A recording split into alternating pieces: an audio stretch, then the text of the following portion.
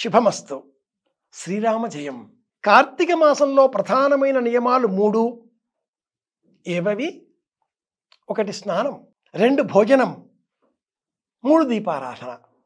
ఈ 3 నియమాలు పాటిస్తే చాలు, సంపూర్ణమైన కార్తీక మాసం సకల నియమాలను పాటించిన పుణ్య ఫలం మనం పొందగలుగుతాం.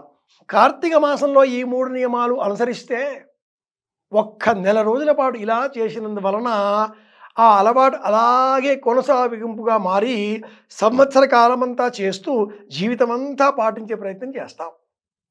మొట్టమొదటిది స్నానం. సూర్యోదయం కాకంటే పూర్వమే స్నానం చేయడం, లేదా అర్ధరాత్రి ఉద్యోగానికి వెళ్ళాం, తెల్లారాక వచ్చాం, రాగానే స్నానం చేయాలి. నిద్ర నుంచి లేచిన వెంటనే కాలకృత్యాలు అందులోనే అంతర్భాగంగా స్నానం చేయాలి. స్నానం చేసిన తర్వాతనే టిఫిన్ తినాలి.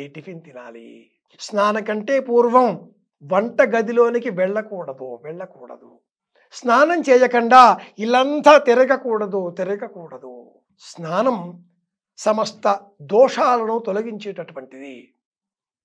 కనుకనే ప్రాచీనులు గోవిందేతి సదా స్నానం అన్నారు. సమస్త దోషాలు స్నానం చేస్తే తొలగిపోతాయి. ఇది మొదటి నియమం. స్నానం చేయడం ఇంత గొప్ప. స్నానం చేసే సమయంలో దుస్తులు ధరించి స్నానం చేయాలి.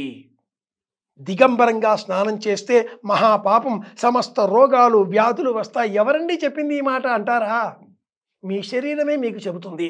చల్లటి నీరు 1 చెంబు అలా శిరస్సు మీద నుంచి పోసుకుంటే శిరస్సు గంగ, పాదాలు విష్ణువు. అది శివుడు, ఇది విష్ణువు. నడుము భాగంలో ఈ నీరు ప్రసరించడం ప్రారంభం కాగానే, ప్రవాహం అక్కడి దాకా రాగానే వెచ్చనవుతుంది. మీరు గమనిస్తే శిరస్సు నుంచి నడుము వరకు చల్లగా ఉండే ఈ నీటి బిందువులు నడుము దాటిన తర్వాత వేడెక్కుతాయి. కర్ణాటకలో ఒక వెంకటేశ్వర ఆలయం ఉంది. స్వామికి చల్లటి నీరు కాదు సుమా, సలసలమని మసిలేటటువంటి నీటితో శిరస్సు మీద అభిషేకం చేస్తే ఆ నీటి చుక్కలు వేడివేడిగా ఉండేవి. పాదాల వద్దకు చేరేసరికి మంచు ముక్కలుగా మారిపోతాయి. మానవ దేహం కూడా అంతే. స్నానం ప్రధాన నియమం. 2వది భోజనం. ఏది తింటారో అలా మారుతారు. కనుకనే మన వారు తినడం, భోజనం అన్న విషయాన్ని ఉచితానుచితాలుగా చెబుతూ, తినకూడనివి తినవలసినవి అంటూ విభజన చేస్తూ, సమయం, స్థలం, వస్తువు, పాత్ర, వడ్డించేవారు, భోజన విధానం, భోజనం చేసిన అనంతరం, భోజనం చేయకంటే ముందు, ఇలా 8 నియమాలతో అన్నాద్ భూతాని జాయంతే జాతా అన్యన్యేన వర్ధంతి. వేదం కూడా చెబుతుంది. అన్ని ధర్మాలు వేదమే కదా. కనుక ఇది 2వ నియమం, భోజన నియమం. కార్తీక మాసం ఒకే పూట భోజనం చేయాలి, అది కూడా 3 నుంచి 4 మధ్యలో. 3వ నియమం దీపం. సాయంత్రం వేళ దీపం వెలిగించాలి. సూర్యోదయం కంటే పూర్వం కూడా ఇంట్లో దీపం వెలిగించాలి. 2 కాలాలలో దీపం వెలిగించడం తప్పనిసరి. దీపాన్ని ఆరాధన చేయడం కూడా తప్పనిసరి. దీపం జ్ఞానానికి ప్రతీక. దీపం ఆత్మగతమై విజ్ఞానాన్ని పెంపొందింపజేసుకునే విధంగా తెలుసుకోవాలి అనే జిజ్ఞాస పెంచేదిగా కావాలి. కనుక ప్రధానమైనవి 3 నియమాలు, 3 నియమాలు. స్నానం, భోజనం, దీపం.